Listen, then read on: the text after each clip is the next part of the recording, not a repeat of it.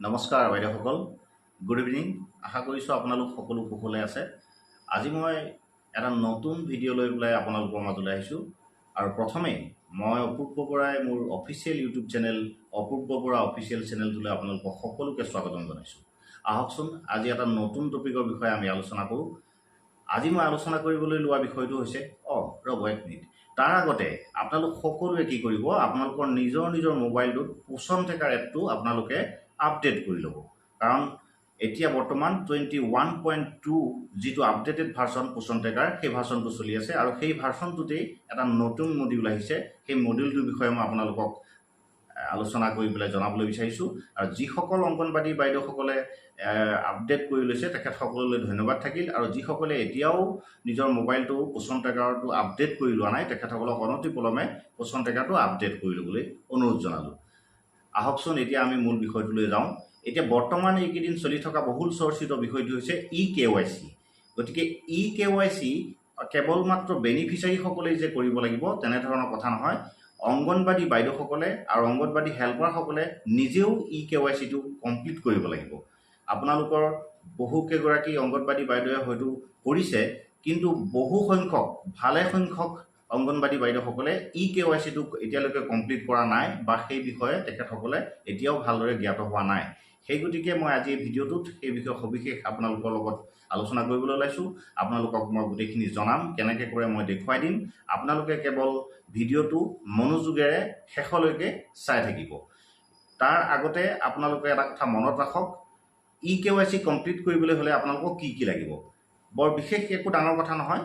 eKYCটো complete কৰিবলৈ হ'লে আপোনালোকৰ আধাৰ কাৰ্ডখন লাগিব, কাৰণ আধাৰ কাৰ্ডৰ নম্বৰটোৰ প্ৰয়োজন হ'ব।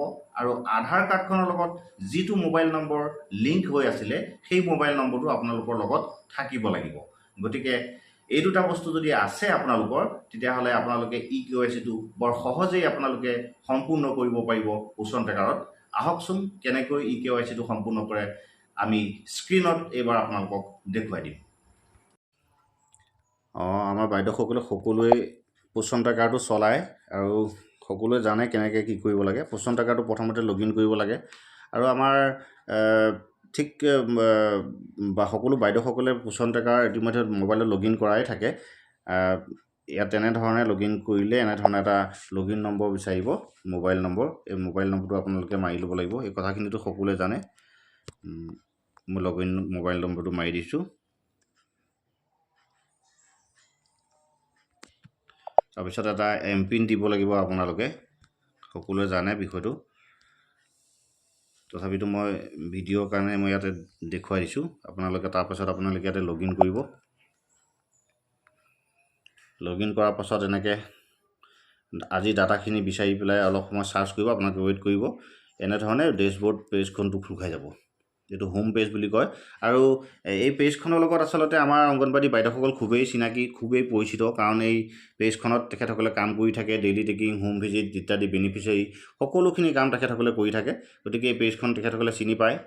আৰু এনেধৰণে আপোনালোকে লগ ইন কৰি ল'ব। লগ ইন কৰি লোৱাৰ পাছত আপোনালোকে কি হ'ব, এই নতুন যিটো এণ্ড্ৰইড ভাৰ্চন আহিছে 21.2, যিসকলে আপডেট কৰা নাই তেখেতসকলে আপডেট কৰি ল'ব পাৰে। আৰু এনেধৰণে আপডেট ভাৰ্চনটোত আপোনালোকে তলত এটা মডিউল দেখা পাব নতুনকৈ, ফেমিলি ছাৰ্ভে নিউ বুলি পেলাই এনেকৈ লেখা থাকিব। এই ফেমিলি ছাৰ্ভে বটনটো আচলতে বেনিফিচিয়াৰী KYC বুলি লেখা আছে। eKYC এইটো বেনিফিচিয়াৰীসকলৰ বাবে। কিন্তু ইয়াৰ আগতে আপোনালোকে কি কৰিব লাগিব, নিজৰ অংগনবাড়ী ৱৰ্কাৰসকলৰ আৰু অংগনবাড়ী হেল্পাৰসকলৰ আপোনালোকে বেনিফিচিয়াৰী eKYCটো সম্পূৰ্ণ কৰিব লাগিব। আপোনালোকে কি কৰিব তাৰ কাৰণে মই আপোনাক দেখুৱাইছোঁ। এই যে আপোনালোকৰ সোঁহাতে তলত যে মোৰ বুলি যিটো অপশ্যন লেখা আছে, এই মোৰ অপশ্যনটোত আপোনালোকে ক্লিক কৰিব। ক্লিক কৰাৰ লগে লগে সেই ৱৰ্কাৰগৰাকীৰ প্ৰফাইলটো খোল খাই যাব। ওপৰত আপোনালোকে দেখিবলৈ পাইছে ভিউ প্ৰফাইল। এই ভিউ প্ৰফাইলত এইবাৰ আপুনি ক্লিক কৰিব। এনেধৰণে প্ৰফাইল গৰাকীৰ প্ৰফাইলটো খোল খাই যাব। এই প্ৰফাইলটোত গোটেই চেণ্টাৰটোৰ নামৰ পৰা আৰম্ভ কৰি সকলোখিনি যিখিনি মোবাইল নম্বৰ আছে, যিটো মোবাইল নম্বৰটো আপোনাৰ লেখা থাকিব, যিটো আপোনাৰ পোষণ টেকাৰ যিটো মোবাইল নম্বৰ সেইটোহে ইয়াত আছে। আৰু আপোনাৰ আধাৰ কাৰ্ড কি দিয়া হৈছিলে সেই আধাৰ কাৰ্ডখন আপোনাৰ ইয়াত থাকিব। ইয়াতে ডেট অফ বাৰ্থ আছে, জেণ্ডাৰ, মেল ফিমেল, ইমেইল, এই সকলোখিনি এডুকেশ্যন সকলো বস্তুখিনি থাকিব। আৰু তলত আপোনালোকে দেখিবলৈ পাইছেনে, আপোনালোকে নীলা আখৰ বক্সটোত এয়া কমপ্লিট eKYC বুলি পেলাই এটা বস্তু আছে। আপোনালোকে কি কৰিব লাগিব, ইয়াতে আপোনালোকে eKYCটো সম্পূৰ্ণ কৰিব লাগিব। ইয়াত আপোনালোকে এতিয়া কি কৰিব, ইয়াতে ক্লিক কৰক। ক্লিক কৰি দিয়াৰ পাছত আপোনালোকে দেখিবলৈ পাইছেনে এয়া মেৰী পেহচান বুলি এটা পেজ ওলাইছে ইয়াতে আপোনালোকৰ আধাৰ নম্বৰটো আপোনালোকে পুট কৰিব লাগিব এই বক্সটোত আপোনালোকে আধাৰ নম্বৰটো পুট কৰিব আধাৰ নম্বৰটো আপোনালোকৰ কোনটো আধাৰ নম্বৰ দি পেলাই আপোনালোকে ৰেজিষ্ট্ৰেশ্যন কৰিছে সেই আধাৰ নম্বৰটো আপোনালোকে ইয়াতে দিব লাগিব মই এনেধৰণে আধাৰ নম্বৰটো বহাই দিছোঁ আপোনালোকেও নিজৰ আধাৰ নম্বৰটো বহাই দিব তাৰপাছতে আপোনালোকে ইয়াতে এটা কেপচা দেখিবলৈ পাইছে ইয়াতে এটা কিছুমান টেক্সট আছে অলপ ধোঁৱা কৰি পেলাই ধুঁৱলি কুঁৱলি কৰি দিছে এই বস্তুটো অলপ সাৱধানে বহাই দিব এইটো যদি নবহায় তেতিয়াহ'লে আপোনালোকে বাৰে বস্তুটো মাৰি থাকিব লাগিব ডাঙৰ হাতৰ যদি আছে ডাঙৰ হাতৰ ভৰাব সৰু হাতৰ যদি আছে সৰু হাতৰ ভৰাব গতিকে এই বস্তুটো ইয়াত কি লিখা আছে হুবহু আপোনালোকে ইয়াতে কাষৰ বক্সটোত আপোনালোকে ভৰাব লাগিব এতিয়া মই এই কেপচাটো ভৰাই দিলোঁ ভৰাই দিয়াৰ পাছত মই ইয়াতে নেক্সট বুটামত ক্লিক কৰিম ইয়াতে চাই ল'ব পাৰিব কণ্টিনিউ মাৰি দিব অকণ সময় অপেক্ষা কৰিব কি হয় আমি চাওঁ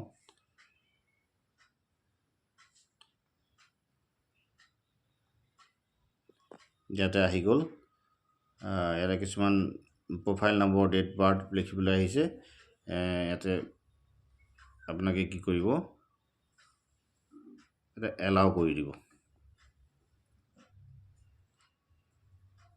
eKYC has been successfully completed বুলি লেখা আহিছে এতিয়া আপুনি কি কৰিব go to my profile again ইয়াতে চাওক আপোনালোকৰ তলত eKYC complete বুলি লেখা আহি গ'ল আৰু এফালে আজি তাৰিখটো 17 তাৰিখটো যিটো তাৰিখটো আহি গৈছে এতিয়া আপোনালোকে বেক কৰি দিব আপোনাৰ ৱৰ্কাৰ গৰাকী eKYC complete হৈ গ'ল আপুনি এতিয়া মোৰলৈ আকৌ যাব মোৰ অপশ্যনটোলৈ যাব গৈ পেলাই তললৈ টানিব তললৈ চাব এয়া দেখা পাইছে নহয় আপডেট AWS প্ৰফাইল বুলি পেলাই অৰ্থাৎ হেল্পাৰ গৰাকীৰ যিটো প্ৰফাইল সেই হেল্পাৰ গৰাকীৰ প্ৰফাইলটো ক্লিক কৰিব সেম প্ৰসেছ তাতো হেল্পাৰ গৰাকীৰ প্ৰফাইলটো ওলাব ইয়াতে হেল্পাৰ গৰাকী eKYCটো আপোনালোকে সম্পূৰ্ণ কৰিব লাগিব এই নীলা বক্সটোতে লেখা আছে কমপ্লিট eKYC বুলি ঠিক একেই প্ৰসেছ একেটা প্ৰক্ৰিয়াৰে আপোনালোকে eKYCটো কমপ্লিট কৰিব লাগিব ইয়াতো আপোনালোকে ক্লিক কৰি দিব মেৰী পেহচান বুলি পেলাই যিখন পেজ আছিলে সেই পেজটো খোল খাই যাব অলপ সময় অপেক্ষা কৰিব এনেধৰণে পেজটো খোল খাবলৈ দিব পেজটো খোল খোৱাৰ পিছত ইয়াতো সেম প্ৰসেছ আধাৰ নম্বৰটো ভৰাই দিব কেপচাটো ভৰাই দিব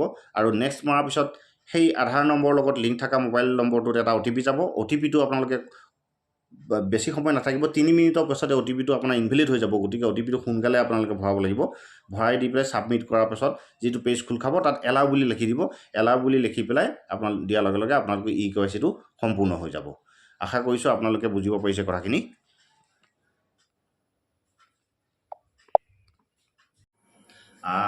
আশা কৰিছোঁ আপোনালোকে খুব সুন্দৰকৈ কথাখিনি বুজিব পাৰিছে গতিকে মই আশা ৰাখিম আপোনালোকে এই ভিডিঅ'টোৰ দ্বাৰা উপকৃত হৈছে আৰু প্ৰতিগৰাকী অংগনবাদী বাইদেউ কৰ্মী সহায়িকা বাইদেউসকলে আপোনালোকে এতিয়া সুন্দৰকৈ নিজৰ eKYCটো সম্পূৰ্ণ কৰিব পাৰিব আজি মই কেৱল অংগনবাদী কৰ্মীসকল আৰু অংগনবাদী সহায়িকাসকলৰ কেনেধৰণে eKYCটো সম্পূৰ্ণ কৰিব লাগে সেই বিষয়ে আলোচনা কৰিলোঁ ইয়াৰ পাছৰ ভিডিঅ'টোত মই আপোনালোকক বেনিফিচিয়াৰীসকলৰ কেনেধৰণে eKYC সম্পূৰ্ণ কৰিব লাগে আৰু নকৰিলে বেনিফিচিয়াৰীসকলৰ eKYCটো যদি সম্পূৰ্ণ কৰা নহয় তেতিয়াহ'লে কি অসুবিধাৰ সন্মুখীন হ'ব লাগিব সেই বিষয়ে আপোনালোকক মই জনাম গতিকে মোৰ ভিডিঅ'বিলাক নটিফিকেশ্যনবিলাক আপোনালোকে আগলৈকো পাই থাকিবৰ বাবে মোৰ এই অপূৰ্ব বৰা অফিচিয়েল ইউটিউব চেনেলটো আপোনালোকে ছাবস্ক্ৰাইব কৰি ল'ব কেৱল ছাবস্ক্ৰাইব কৰিলেই নহ'ব কাষতে থকা যিটো বেল আইকন আছে সেই বেল আইকনটো আপোনালোকে দবাই দিবলৈ নাপাহৰিব আৰু মোৰ ভিডিঅ'টো ভাল লাগিলে আপোনালোকে লাইক কৰিব কিবা দিহা পৰামৰ্শ দিবলৈ যদি মন থাকে তেনেহ'লে কমেণ্ট বক্স খোলা আছে আপোনালোকে তাতে কমেণ্ট কৰিব পাৰিব আৰু যদি ভাল লাগিছে আপোনালোকে মোৰ ভিডিঅ'টো আগলৈ লৈ যাব শ্বেয়াৰ কৰিব ধন্যবাদ